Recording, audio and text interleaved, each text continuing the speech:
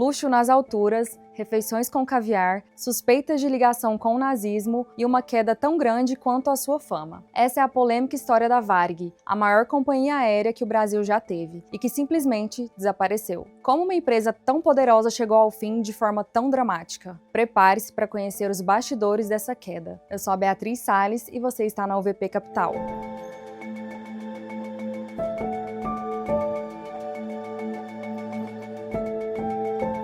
Se você perguntasse hoje para um jovem de 20 e poucos anos o que é Varig, provavelmente ele responderia que é alguma marca de sabonete. Mas a verdade é que, por muito tempo, a Varig foi sinônimo de luxo, elegância e tecnologia nos céus do Brasil e do mundo. Tudo começou lá em maio de 1927, quando o alemão, ex-piloto de guerra, decidiu criar uma companhia aérea no sul do Brasil. Seu nome era Otto Ernst Meyer. Nascido em Hannover, na Alemanha, filho de um alemão com uma francesa, Otto serviu como aviador na Força Aérea Alemã durante a Primeira Guerra Mundial. Em 1921, decidiu deixar a Europa e veio para o Brasil. A princípio, sem nenhum plano de revolucionar a aviação por aqui. Seu primeiro destino foi Recife, onde trabalhou como fiscal numa empresa de tecidos. Mas ele já tinha um olhar diferenciado. O Brasil, com seu território enorme e pouca infraestrutura de transporte, era um desafio e tanto. E foi aí que a semente começou a germinar. E se eu criasse uma companhia aérea para ligar esses lugares distantes? O problema é que visão sozinha não paga avião. Otto tentou levantar apoio para sua ideia em Recife, mas não conseguiu. Então, partiu para o Rio de Janeiro, onde também não teve sucesso.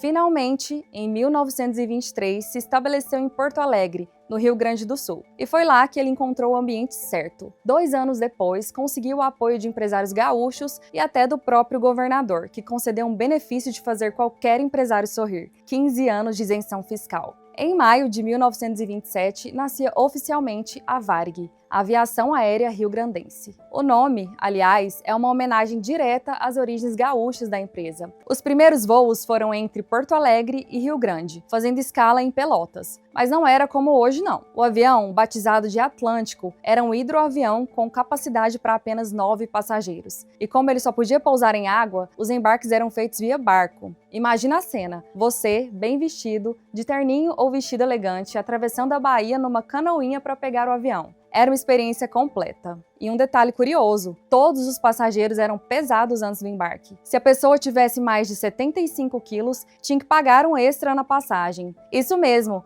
a primeira taxa de bagagem era por estar fora do peso. Hoje em dia, isso seria polêmico, né? Bom, como tudo era novo, o conceito de voo comercial no Brasil praticamente não existia na época. A Varig foi a primeira a criar uma rota regular de passageiros. Ainda não tínhamos aeroportos como conhecemos hoje. Muitas cidades nem tinham pista de pouso. Mas o importante era que o sonho de Otto tinha decolado. E com ele, o primeiro passo da aviação civil no Brasil.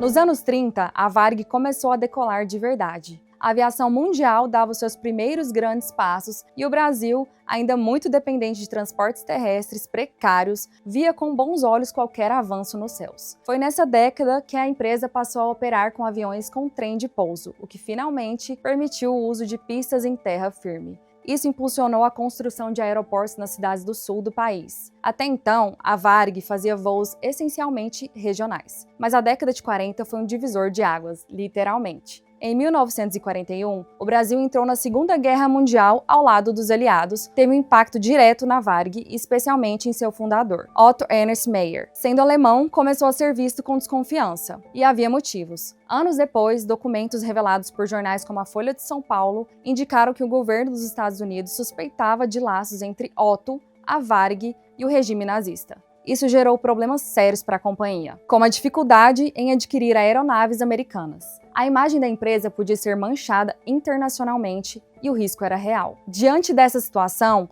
Otto fez o que hoje muitos consideram um ato de inteligência e humildade. Renunciou à presidência da empresa e passou o bastão para um jovem funcionário que havia começado como auxiliar de escritório. Seu nome era Rubem Berta. O que poderia ter sido apenas uma troca simbólica de comando se mostrou, na verdade, uma virada histórica. Rubem Berta era simplesmente apaixonado pela Varig. Ele respirava a empresa, trabalhava longas horas, pessoalmente envolvido em cada detalhe, de rotas a uniformes. Sua dedicação era tamanha que sua esposa chegou a dizer que a verdadeira amante dele era a própria Varig. E deu certo. No seu primeiro ano como presidente, Berta liderou o primeiro voo internacional da empresa, ligando Porto Alegre a Montevidéu, no Uruguai. Um passo tímido, mas muito simbólico. Na sequência, vieram voos para São Paulo e Rio de Janeiro, consolidando a presença da Varig nas principais cidades do país. Nos anos seguintes, o ritmo de crescimento foi impressionante. Berta ampliou as rotas e investiu pesadamente na modernização da frota, no treinamento de funcionários e principalmente na excelência do serviço prestado. Isso se tornaria a marca registrada da Varig por décadas. Atendimento de altíssimo padrão,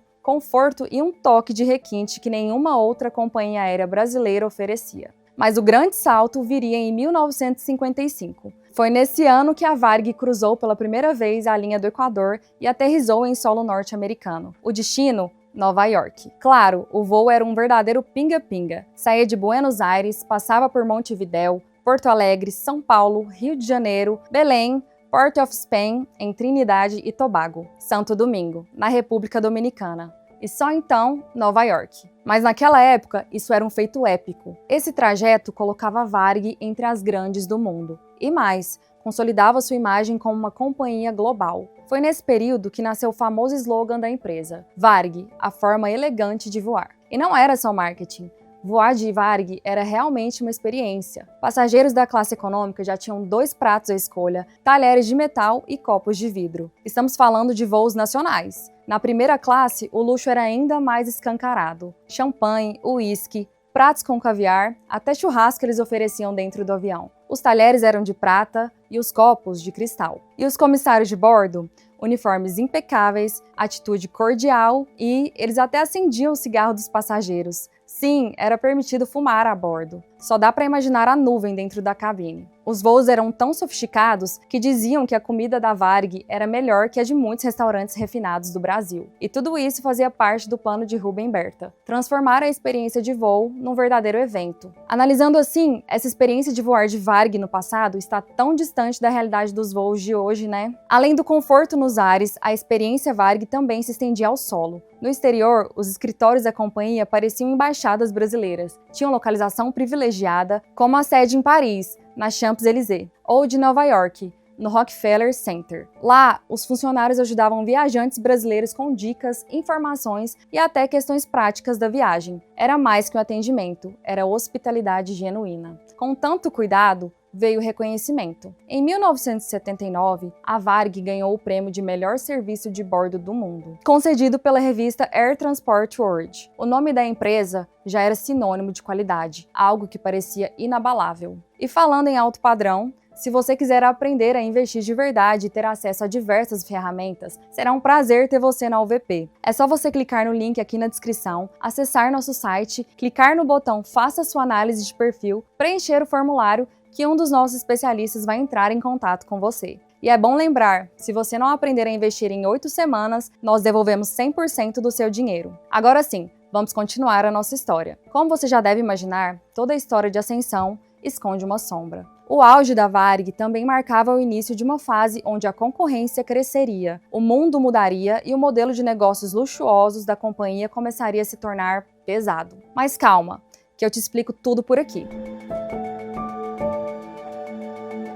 Enquanto a Varig desfrutava de sua fase dourada nos anos 60 e 70, oferecendo um serviço de bordo que mais parecia coisa de filme, o mundo da aviação estava mudando, e mudando rápido. Nas décadas seguintes, 2 grandes forças começaram a se formar ao redor da Varig. A primeira, a concorrência crescente, tanto dentro quanto fora do Brasil. A segunda, o cenário econômico brasileiro, cada vez mais instável, com políticas públicas que atingiram em cheio empresas com estruturas complexas e de alto custo, como era o caso da Varig. No Brasil, a Varig ainda era a gigante incontestável da aviação comercial, mas já dividia espaço com nomes como VASP e Transbrasil, e mais tarde com a ascensão da TAM e principalmente da Gol. O mercado doméstico se tornava mais competitivo e a lógica do voar com elegância começou a dar lugar à busca por preços mais baixos e passagens acessíveis. Mas se engana quem pensa que o principal problema da Varig estava fora dela. Internamente, a empresa começou a apresentar dificuldades graves. Um dos pontos mais críticos foi a resistência em adaptar seu modelo de negócios. A Varig sempre operou com uma estrutura robusta, baseada em excelência e alto padrão de serviço. Só que isso custava caro, muito caro. Os tempos mudaram, os consumidores mudaram e a empresa demorou para perceber isso. O público começou a dar preferência a passagens mais baratas, mesmo que isso significasse abrir mão do luxo e do conforto. Era o início da era das low cost. A chegada da Gol, em 2001, escancarou essa mudança de comportamento. A nova companhia entrou no mercado com um modelo mais enxuto, aviões padronizados, rotas mais simples e preços bem mais acessíveis. Era exatamente o que o público queria, uma forma prática e barata de se locomover de avião. A Varig, por outro lado, ainda operava como nos anos 70, com múltiplos modelos de aeronaves, serviços de bordo sofisticados e custos operacionais elevadíssimos. Um erro estratégico que chama muito a atenção quando olhamos para o histórico da Varig foi justamente a falta de padronização da frota. Durante sua trajetória, a empresa operou com mais de 400 tipos diferentes de aeronaves. Claro que muitos desses modelos foram sendo substituídos ao longo do tempo, mas mesmo assim, o número era altíssimo. E isso significa mais gastos com treinamento, manutenção, peças de reposição e logística. Em contraste, empresas como a Gol focaram em padronizar suas frotas, reduzindo drasticamente os custos operacionais. Outro golpe veio da política econômica nacional. De 1985 a 1992, o Brasil viveu um período de congelamento tarifário, implementado como parte do chamado Plano Cruzado. O objetivo era controlar a inflação, mas o efeito colateral foi brutal para empresas de capital intensivo como a Varig. Os preços das passagens ficaram engessados e os custos, como combustível, peças e manutenção, dispararam. A conta simplesmente não fechava. Mesmo com o peso da marca e o prestígio internacional, a Varig começou a afundar financeiramente. Em 1994, veio o primeiro grande sinal de alerta. A empresa declarou moratória em relação aos seus credores, alegando problemas de fluxo de caixa. Muitos aviões foram devolvidos ou vendidos, e a operação começou a encolher. Curiosamente, foi nesse mesmo ano que a Varig lançou o Smiles, seu programa de fidelidade, e apesar da situação já estar difícil,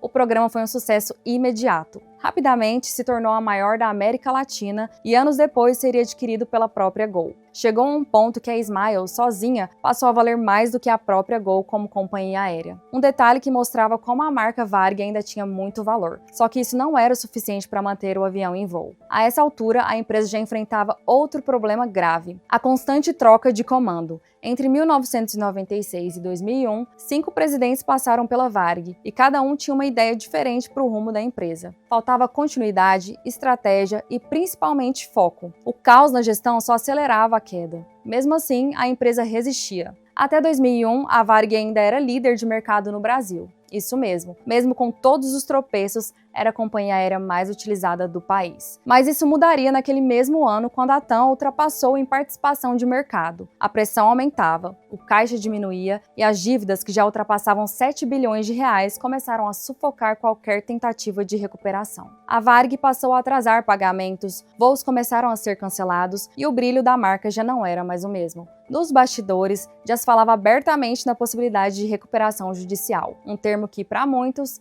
era sinônimo de falência anunciada. Ainda assim, havia quem acreditasse que a Varig poderia dar a volta por cima. Funcionários apaixonados pela empresa compravam do próprio bolso itens básicos como café para servir os passageiros. Era um esforço quase romântico de manter viva uma empresa que já estava nos aparelhos. Essa mistura de orgulho, nostalgia e luta é o que torna a história da Varig tão emblemática. Porque não estamos falando apenas da queda de uma empresa, estamos falando do fim de um símbolo nacional. Com a Varig à beira da falência, o mercado aéreo brasileiro já não era mais o mesmo. Os anos 2000 marcaram a consolidação de um novo modelo de aviação comercial no país. E a Gol, fundada em 2001, foi a principal responsável por essa revolução. Enquanto isso, a antiga gigante da aviação lutava para continuar existindo. A situação era tão grave que, em 2005, a Varig entrou oficialmente com um pedido de recuperação judicial. uma última tentativa de reorganizar as finanças e evitar a falência, mas era tarde demais. A dívida total já ultrapassava os 7 bilhões de reais e a credibilidade da empresa no mercado havia se deteriorado.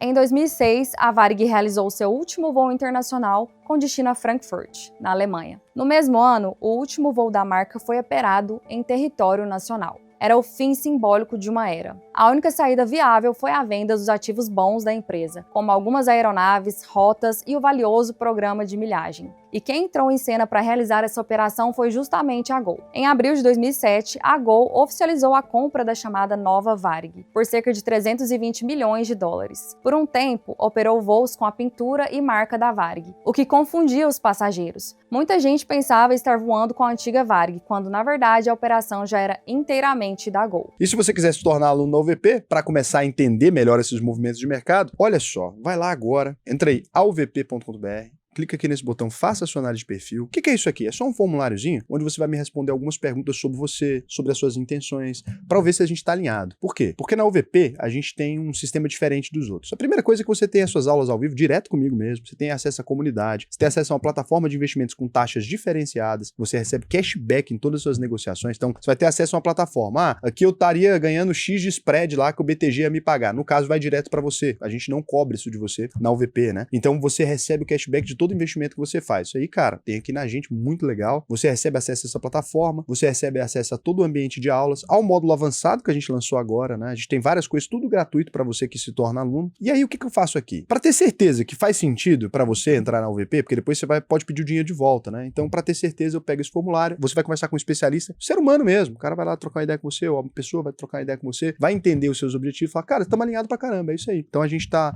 bem alinhado, faz sentido para você entrar na UVP, e aí você entra e vai ser um prazer para mim te ensinar a investir no Brasil e no mundo inteiro. A marca Varig ainda tinha valor e a Gol soube aproveitar isso até a transição completa da identidade visual e da operação. O programa de fidelidade também foi mantido e cresceu tanto que anos depois se tornou um dos ativos mais valiosos da empresa. O dia 20 de agosto de 2010 entrou para a história como o momento em que a Justiça decretou oficialmente a falência da Varig e de suas subsidiárias. Assim se encerrava, de forma definitiva, uma trajetória que começou em 1927 e atravessou quase um século. Uma empresa que nasceu quando o Brasil sequer tinha aeroportos estruturados e chegou a ser considerada uma das companhias aéreas mais respeitadas do planeta. Agora a pergunta que permanece até hoje é: como uma gigante dessa simplesmente desaparece? Como vimos ao longo dessa história, a resposta não está em um único erro ou fator isolado. A queda da Varig foi resultado de uma soma de elementos que juntos se tornaram letais. O excesso de burocracia interna, a troca constante de presidentes, a falta de adaptação ao novo modelo de concorrência, os prejuízos financeiros acumulados, o congelamento de tarifas, o alto custo de manutenção de uma frota com muitos modelos diferentes e, claro,